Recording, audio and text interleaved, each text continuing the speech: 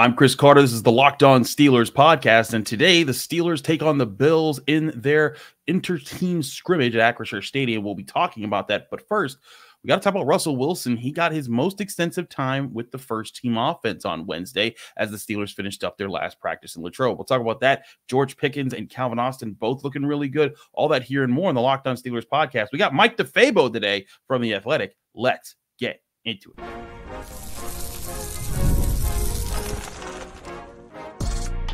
You are Locked On Steelers, your daily Pittsburgh Steelers podcast, part of the Locked On Podcast Network, your team every day.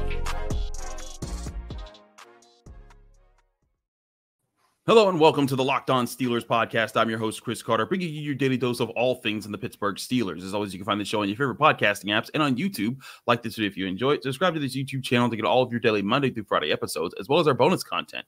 Thank you for making us your first listen every day because we're your team every day. And today's episode is brought to you by FanDuel Sportsbook, the #1 sportsbook in America. FanDuel is hooking up all customers all summer long with a boost or a bonus every single day. Go to FanDuel.com to get started. As I said before, we're joined by the man himself. It's Mike DeFabo from The Athletic. All right, Mike, we are here and we're talking.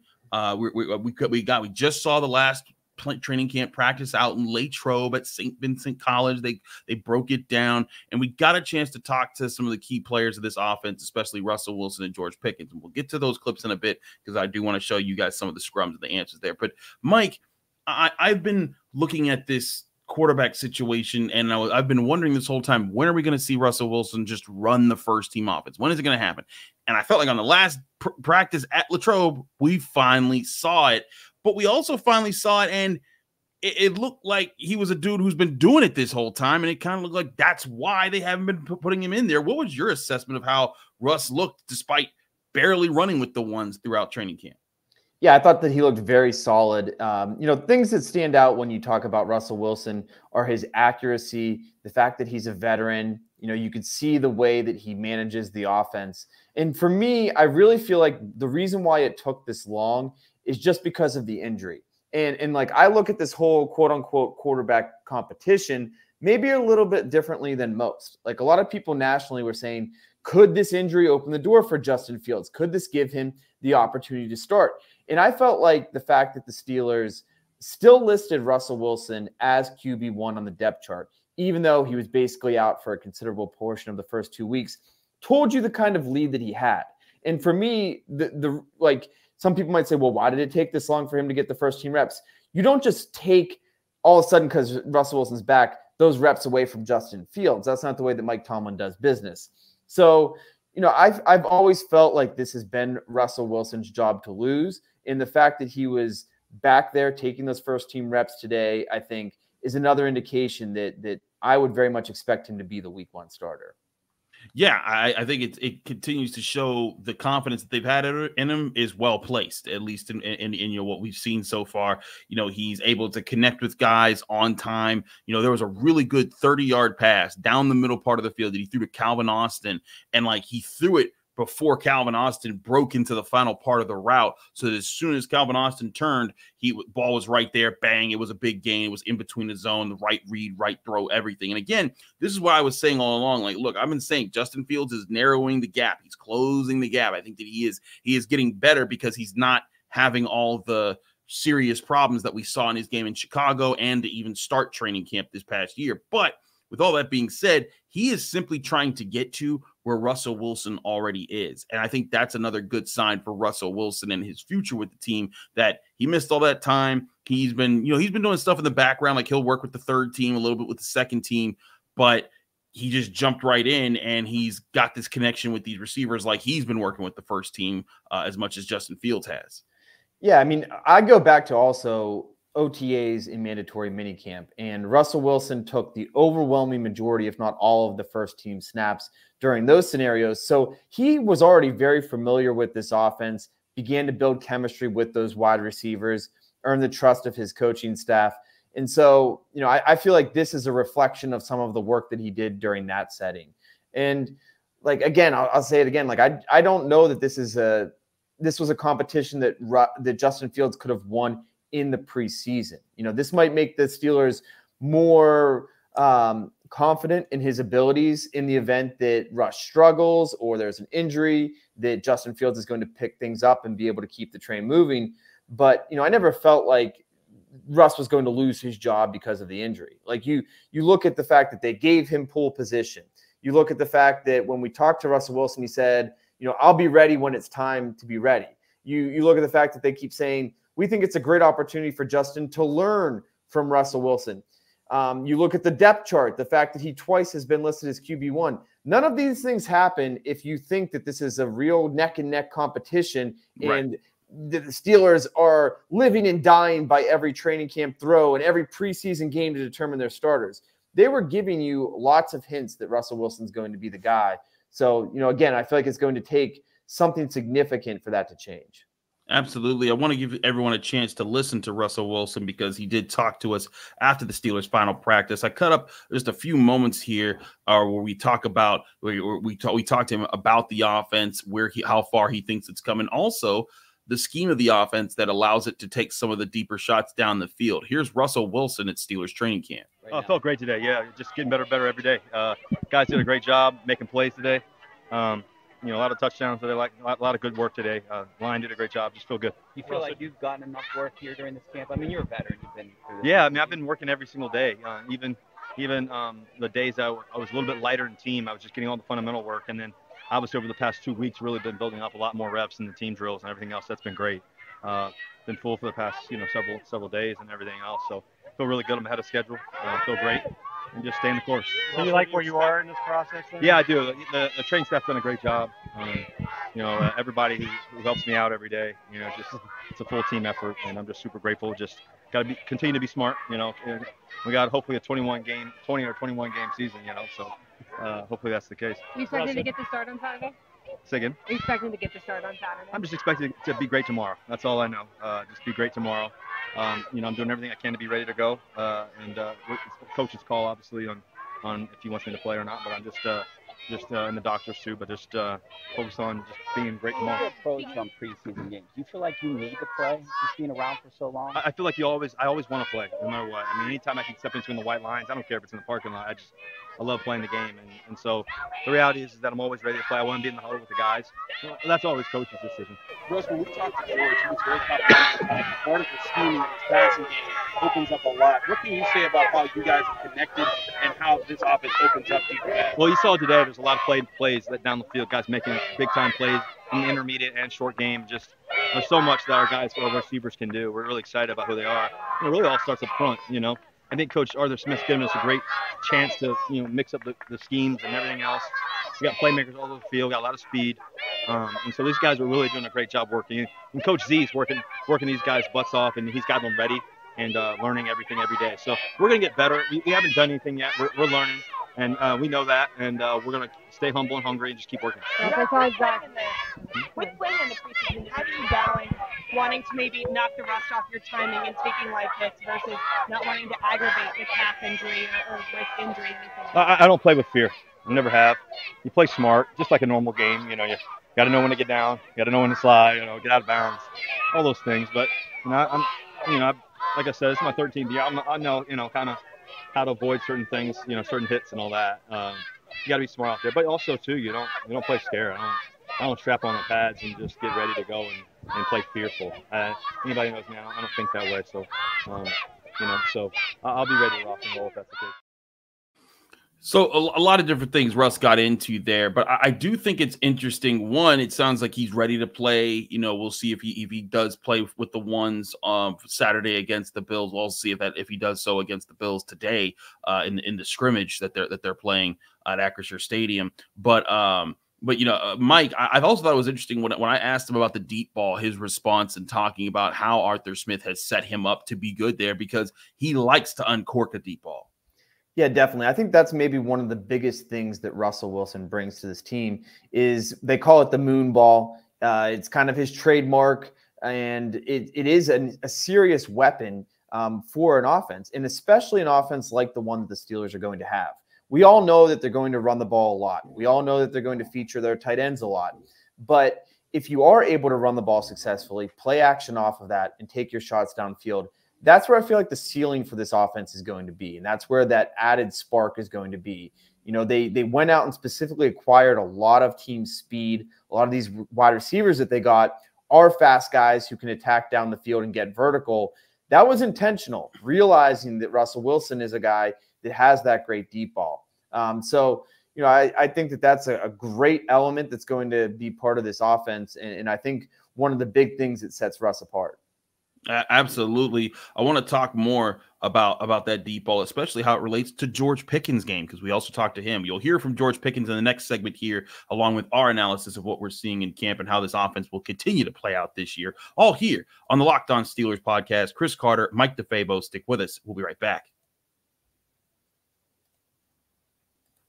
But first, I want to remind you this show is sponsored by BetterHelp Therapy Online. What are your self-care non-negotiables?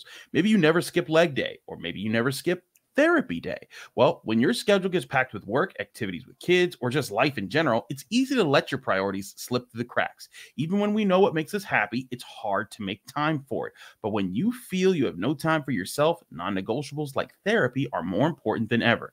That's where having a good therapist can help you organize your own life. Not only can you figure out what really makes your life better, but you can also figure out how to balance it with everything else in your life. If you're thinking of starting therapy, give BetterHelp a try. BetterHelp knows life can be busy and stressful, so it's designed to be suitable for your schedule. Just fill out a brief questionnaire and to get matched with a licensed therapist and switch therapists anytime for no additional charge. Never skip therapy day with BetterHelp. Visit BetterHelp.com/lockedon to get 10% off your first month. That's BetterHelp, HELP.com/lockedon.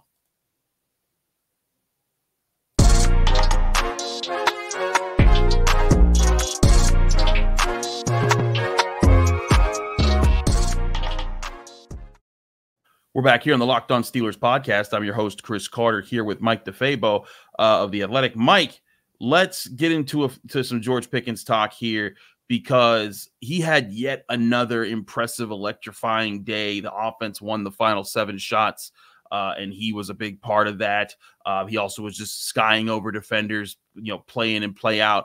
And I feel like George Pickens has a unique opportunity this year that he hasn't had in his first 2 years in the NFL, and that's because he has a Russell Wilson, and also he can have a Justin Fields if he has to have it. But George Pickens last year, even with all the Matt Canada problems, even with all the Kenny Pickett, Mason Rudolph, Mitch Trubisky problems, that guy still finished with 1,140 receiving yards. Granted, only 5 receiving touchdowns. But now he's going to be with a quarterback in Russell Wilson who knows how to get the ball around, knows how to distribute the ball, and knows how to find guys in ways that that allow them to get more yak and make bigger plays here. I really think that there's a chance that this is the year that George Pickens has a breakout year, and I think that he's positioned himself well for it. He certainly still needs to polish parts of his game, Mike, but where do you think is the ceiling for George Pickens this year, as far as maybe like what you're expecting yard-wise, or where like he would where he fits into the NFL? Yeah, I mean, I think that a Pro Bowl season for George Pickens would very much be on the table. You know, we know that he has the potential. And we know that he has the speed, he has the length, he has the freakish catch radius that feels like a Madden glitch sometimes. He has all of the necessary tools. For me, it's just a matter of, is he within the right offense to maximize that? And like so many others, it was difficult to evaluate him with Kenny Pickett throwing the football, Matt Canada calling the plays. I think a couple things are going to work to his advantage. We've already talked about the deep ball. And you know, I think that Russell Wilson is going to give him opportunities to win those 50-50 balls. He's going to take his chances downfield. Also, without Deontay Johnson in the fold, you know, he should get the absolute lion's share of these targets. And there's going to be some instances where he's the only wide receiver on the field, or maybe it's just him and Van Jefferson in some instances. So he is definitely that number one option. And then the other big thing is, I don't think he had a single touchdown catch in the red zone. And just a handful of catches overall in the red zone. I've noticed through 7 shots, he has been the one most consistently targeted. And Justin Fields and Pickens actually have a relationship that goes back to their 7-on-7 days in high school. They both played for Cam Newton's 7-on-7 team. And those two guys had good chemistry, I felt, and a good rapport. And it's continued with Russell Wilson now taking the majority of these first-team reps. So, you know, I really look for him to take steps forward. again, deep ball, getting more targets, and in the red zone, especially him getting more targets there. Absolutely. And it's also how he gets the deep ball, right? Because like, as we're going to play this clip here, I asked him about the deep ball and he kind of delves into how, like, I mean, listen, he's like, I got targets deep last year, but they were all on go routes. And now it's like, he's doing it on deep posts. He's doing it on crossing patterns. There's different ways for him to get open deep. And, kind of like how Russell Wilson talked about, it being schemed open. That's something that George Pickens feels like Arthur Smith is doing for him as well. Here's more from George Pickens when we talked to him yesterday at training camp. Sure. Did you pay attention to the talk about Brandon Ayuk? No, not really much. I told you I just be with these guys, be in Latrobe, chilling, playing the game, me, Cal. I kind of lock in only on the Steelers. I hear about it, but I don't really indulge in it. What would you feel about adding a receiver like that to go with you and the guys? Oh, I mean, whatever his situation's a different situation. I guess that'll be up to him, to be honest. I'm only with the guys here today, so. You know him at all? No, I never really met him. George, did you have a plan for this camp, and did you achieve everything that you set out to here? Yeah. I feel like all the guys did. I feel like as a group, as a total group, I think we did a great job. How do you feel about the receiving group? I mean, including the tight ends too, guys like that, what you guys can do. I feel like we're explosive. Like you said, tight ends too, they play a huge role. And getting receivers open. So I feel like we got a nice group of tight ends, Darnell, Pat, 81, who's kind of been his offense his whole career. So we got some nice tight ends. You talked a little bit about Russ. With a new offense, what does he mean to getting this offense working with you? It means a lot. Like I said, his motivation role and his coaching role right now has really helped a lot. Because he's been out with the Cavs. So it's Justin and Kyle. So he's been motivating everybody. Do you feel like you've taken on more of a leadership role now? Yeah, I kind of think I told you guys the first time about my play. That's the best I'm doing right now, and I can kind of feel the guys, rallying around. We get more excitement. Guys want to make bigger plays, which is what I like.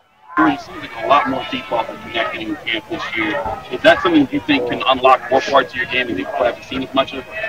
Yeah, the scheme of it is great. I probably say a lot of scheme deep balls because you guys remember all last year I was running only goals, so I was running deep balls last year too. So, but scheme-wise, I feel like it's a way better scheme vertically. You feel like it gets you guys more open more naturally than always having to beat the guy in front of you sometimes it's schemed open? Yeah, kind of. I mean, defense is still going to play man coverage, so you're still going to have to beat a guy one-on-one. But, yeah, the scheme is for sure prolific vertically. How much work is he doing to get you guys more shots? Just play action pass, typical offensive things. How much different is that scheme to the average viewers, like a fan watching? How much different is this going to look than what we've seen the past 2 years? I'd probably say, for me, it's kind of hard for me to speak because I've always been going vertical since I've got here. But as far as all the plays and all the guys around, I'll probably say more dynamic as far as, we can run a little bit at QB now. You got Justin Fields, he's an athletic freak at QB. So we got him now, so that's pretty good. So you think he'll go more horizontal then? Nah, vertically. Yeah. I think we want to go vertically. Thanks, man. For sure. So there you hear from George Pickens, and you're hearing him talk about, how he's going to get open vertically. And I think that's an important part of this, Mike, is scheming guys to get open because, sometimes you can't always do that. He even said, we still got to beat guys when they're in man coverage against you. But there's times where offensive coordinators can key in on what defenses like to do and force them into certain situations that allow the quarterback to say, hey, I have an either or decision here. And one of these decisions can be wide open if the defender reacts this way. And I think that's what George is talking about, is being schemed into those situations more often. And if he can get that, I think it makes him so much more dangerous, because so many times his best plays were just him just going up with one hand, catching it, and just breaking past people. I think that scheming into the big play capability of George Pickens could make him extremely dangerous. Yeah, and some of the scheming has to do with play sequencing as well. As we've talked about, the Steelers are going to run the ball a lot. If they are running the ball successfully, which they should take a significant step forward, I would think, because of the offensive coordinator, because of the upgrades on the offensive line, then all of a sudden you're bringing those safeties down into the box, and then you have your opportunity to take your deep shot. And the other thing I imagine the Steelers would do a little bit more of is sometimes moving George around. not just making him an outside receiver, but he did show that he was good from the slot. And a lot of times people think of a slot receiver and they think, well, it's got to be a 5'9" guy who's shifty that looks like Wes Welker and that you throw a 6-yard pass to. Well, not necessarily. The Steelers ran a lot of slot fades with George Pickens where you're kind of dictating the matchup and you're making the defense adjust to what you're doing formationally. And I think that that's an area where they can even take another step forward and continue to expand upon things by, diversifying where they line George up and things of that nature. So, I'm really intrigued by his potential. And to me, the only question is, do the Steelers have enough receiving threats to prevent the opponent from constantly double teaming him? And that's the only area that I could see George maybe hitting a snag this season is, what happens in the event that Van Jefferson doesn't become that legitimate number 2, or they don't, we'll say it again, Brandon Ayuk, if that trade does not materialize or they don't upgrade in some significant way, is there enough within their offense to prevent opponents from just keying on George Pickens and making it their game plan to take him out of it? That's a good question. And we asked him about that early in camp, and he reminded us, like, hey, I was double teamed last year, but it's really different, the double teams that they can afford to put on him when Deontay Johnson's it's across from him, and he's known as one of the better route runners in the NFL. Like, to your point, will teams honor Van Jefferson or a guy like Calvin Austin, who I also think had a pretty good training camp, and I thought he's also looked really good. He also looked in sync with Russell Wilson. If you go back in that Russell Wilson interview we played, he even mentioned Calvin Austin as one of the guys that he was really working well with. But I'm right with you. The Steelers need someone like that to kind of help in those situations. Pat Freiermuth can help with that, but that's why I think a lot of people are anxious about the Brandon Ayuk trade potential there, because it still hasn't happened. And no, nothing else has changed. Don't ask why we're not talking about it. We're not talking about it because we talked about it way too much already. Anyways, but I think that's what the yeah, we're over it. Mike, we have done it. We've beaten it into the ground. Let's not get into it. No, exactly. Let's not get into it. How about that?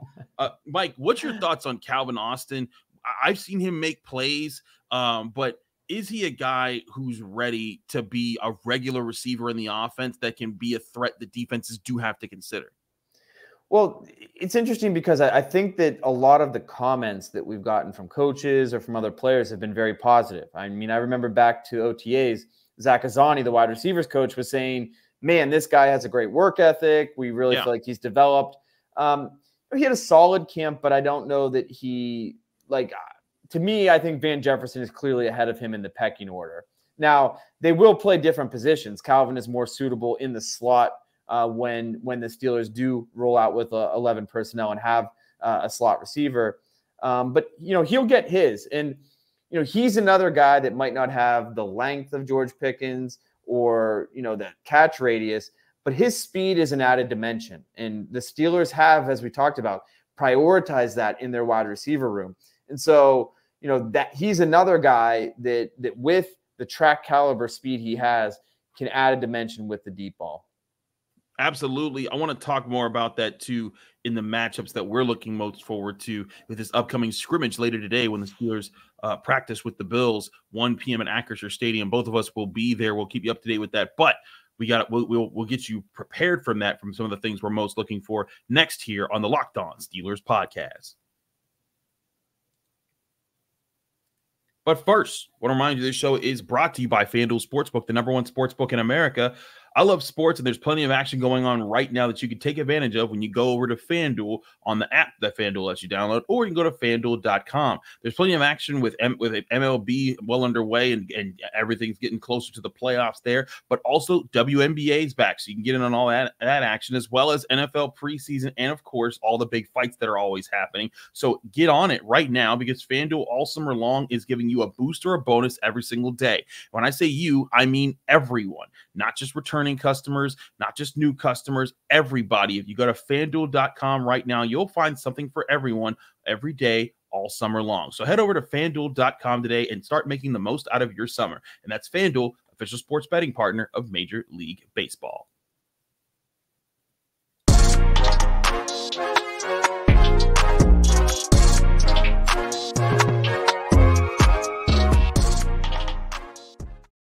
We're back here on the Locked On Steelers podcast. I'm your host, Chris Carter, here with Mike DeFabo of The Athletic. Mike, I think one matchup with this upcoming scrimmage with the Bills, by the way, this is a scrimmage. It's not a full game. It's more like a practice where both teams practice and they'll Joint eventually practice, I think. Exactly. A joint practice. Steelers haven't done this in my time covering them. The last time I did it's been 8 years. Yeah. Yeah. So like, the last time they did it was like right before I started like going to camps and stuff to cover them. So this will be very interesting. Will be a first time seeing it live for me. Certainly not a first time for the organization, but a first time for everyone except like Cam Hayward that's in the organization as far as players wise. One group that I'm really intrigued to look at, and we were just talking about them with the wide receivers, is how they do against this Bills secondary, because it's not like the Bills have some lockdown corners. They got Russell Douglas, they got Christian Benford, Teron Johnson, nothing to shake a stick at there. And Mike, I feel like this is a good opportunity for if the Steelers can do it here and in the preseason game itself Saturday night that's also at Acrisure Stadium. That could be like a good chance for this group to show their progress and what they've really accomplished in training camp. Yeah, and I think along those lines with the passing game, I wonder if this might be a better opportunity to look at Russell Wilson in a game like a situation than even the preseason, because we don't know yet if he'll play or how much he'll play. Right. But typically in these practice settings, or I imagine they're not going to be playing live with the quarterback. You can't hit the quarterback. So he may get more opportunities, and especially against a different defense than he's seen day in and day out at practice. I think it'll be a really great opportunity to take a look at what he can do. Another thing on the opposite side of the ball that I'm really intrigued about is, and this goes into the preseason game as well, is that nickel competition between Beanie Bishop and Graylin Arnold. Both of those guys, I think, have really risen their level of play, showed flashes, had their tough moments. I still think that Beanie Bishop has the inroad to winning that job, but Graylin Arnold has made that a true competition. And so, this scrimmage, the joint practice, the preseason game, and then the final preseason game in Detroit, I think that competition is really going to be sorted out, through those settings. Absolutely here. I think there's other things to watch, of course. The Steelers' offensive line, can it show any steps forward? Do we get to see more of Zach Frazier run with the ones here? This is an interesting group to go up against because the Bills do have a talented front. Ed Oliver, though he might not practice, he's got an injury marker on him. But guys like Greg Rousseau, Daquan Jones, AJ Epineza, and then even like linebackers Matt Milano, they've got guys. Von Miller, by the way, but I doubt Von Miller practices in this thing. But this is an assortment of guys that can test them. Like, hey, the first team offense with Nate Herbig didn't move the ball much. It did when they put in Zach Frazier. I'm looking for this group to move that group a lot and to let Najee Harris, Jaylen Warren, Jonathan Ward, you name the running back, get some decent yards in this practice. Yeah, those settings should be very interesting because we've heard so much from the Steelers about how Arthur Smith wants them to be the most physical offense in the league. Now, when you're going against another team, we see so many times these physical settings escalate into a fight. Is something like that going to happen? Or will that offensive line from the Steelers be able to begin to impose its will? Because that's basically the kind of offense that they're trying to build. There are offenses in the league that will line up and formationally tell you, we're going to run the football, and they do it anyway, and you can't do anything about it. I think that's what the Steelers are looking to try to build. And I just wonder, like, how close can they get to that throughout the preseason? But I'm with you. I would love to see Zach Frazier more. I like Nate Herbig as a guy. He's fun to talk to. He's kind of funny. But you look at his career, he doesn't have the pedigree that Zach Frazier does. I don't think he has the upside or potential.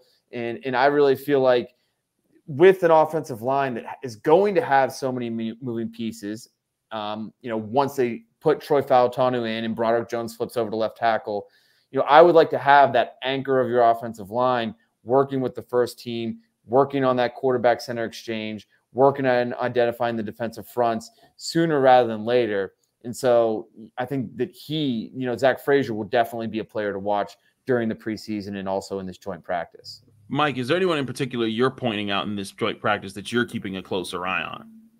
Well, the other thing that I think we need to point out here is the Steelers, Mike Tomlin said that they scheduled this joint practice because they wanted to really work on the new kickoff role. And so, this is new for everybody involved, and everyone's trying to sort out exactly what it's going to look and feel like. I think it'll be interesting just to see the ways the different teams approach it. But also, a lot of these guys who are going to be practicing in those settings are right on the roster's fringe. You know, we've heard so much from Arthur Smith about like Jack Coletto as a fullback. If he wants to make the team, it may be because he's a core special teamer. So how does he fare in those situations? You know, you look at guys further down the depth chart, some of those wide receivers or a fourth tight end could either make or break the roster based on how they do in special team settings. So, you know, just as much as we're talking about Russell Wilson and George Pickens, you know, some of these guys that you might not think about in the back half of the roster may have more to gain and more to prove in these settings. No, I agree. That's a great observation as far as special teams goes, because that's something that makes or breaks, like you said, people's careers, because they get started that way, and then eventually they find their way onto a roster, and then if they can prove their worth on scrimmage plays, then that's another thing. But special teams is like one last person I'm going to have my eyes on, Mike, is Peyton Wilson, because Peyton Wilson looks like an athletic freak. He's so big, he's so fast, he's supposed to move, but he didn't cover too well in the first preseason game, and this will be a group with the Bills that, you know, maybe he goes up against Josh Allen, but, you know, maybe he also has to cover James Cook out of the backfield, or tight end Dalton Kincaid, who's a talented player. I'm intrigued to see how he does in this scrimmage. Does he make plays in the ball? Does he make plays at the line of scrimmage?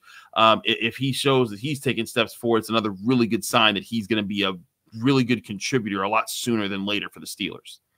Yeah, I've liked what I've seen from Peyton Wilson for the most part. I like his attitude. You know, he's a guy that lives and breathes football. He said, "I'm not afraid to die on the football field," or "I'm not afraid to pass out on the football field." And he's had lots of injuries, and he's one of those guys that realizes the game can be taken from you at any moment, and he is just a football lover. And you know, I think that he, you know, I think the Steelers are very internally very excited about him. The fact that they were able to get him in the middle round. He brings such athleticism, the speed, the size, the coverage ability. You know, I really feel like they might have found themselves a steal in the mid rounds as long as he can stay healthy. Absolutely. That's the name of the game. We'll be on hand, both of us, covering this scrimmage between, or joint practice, between the Steelers and the Bills, 1 p.m. at Acrisure Stadium today. This is the Thursday episode of the Locked On Steelers podcast. Mike, thanks so much for joining us. Let people know where they can find you, follow you, and get more of your work. Yeah, absolutely. You can check me out on Twitter at Mike DeFabo. And then on The Athletic, I just did a story taking a look at how much the Steelers hit in training camp, and did a survey across the league, and came to find out the Steelers just might have the most physical training camp. I'll look at in the story at whether that's a good or bad thing and what it means for the team going forward.